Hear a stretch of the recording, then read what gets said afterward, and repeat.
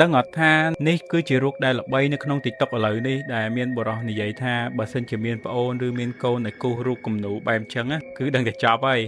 អ្នកទាំងអស់គ្នាតែតែលើចាស់ៗនិយាយថាក្មេងៗពេលឃើញខ្មោចអត់ខ្លាចទេឆ្ងល់អត់មិនបានក្មេងៗមួយចំនួនណាចេះតែឃើញខ្មោចហើយគាត់តែនិយាយប្រាប់ម៉ាក់ប៉ាគាត់ថាគាត់បានឃើញមនុស្សនៅក្បែរគាត់ក៏ប៉ុន្តែកូនក្មេងគាត់តែងតែមានការសម័យប្លែកៗហើយអត់អាចបែងចែករឿងប្រឌិតនិងរឿងពិតបានច្បាស់លាស់ជាពិសេសក្មេងក្រោមអាយុ7ឆ្នាំដែលធ្វើឲ្យគាត់ពេលឮសំឡេងទ្វារឬសំណោចម្លែកធ្វើឲ្យគាត់គិតថាជាខ្មោចហើយបើគាត់រស់នៅក្នុងមជ្ឈដ្ឋានដែលនិយាយពីរឿងខ្មោចឬគាត់មើលរឿងខ្មោចក៏អាចធ្វើឲ្យក្មេងសម័យបានដែរជាពិសេសក្មេងដែលតែងតែឃើញខ្មោចគឺគាត់បានឃើញខ្មោចនៅពេលក្មេងៗមុនគាត់គេងឬក៏ភ្ញាក់អំឡុងពេលគាត់ដេកដែលធ្វើឲ្យគាត់អាចមាន hypnopompic hallucination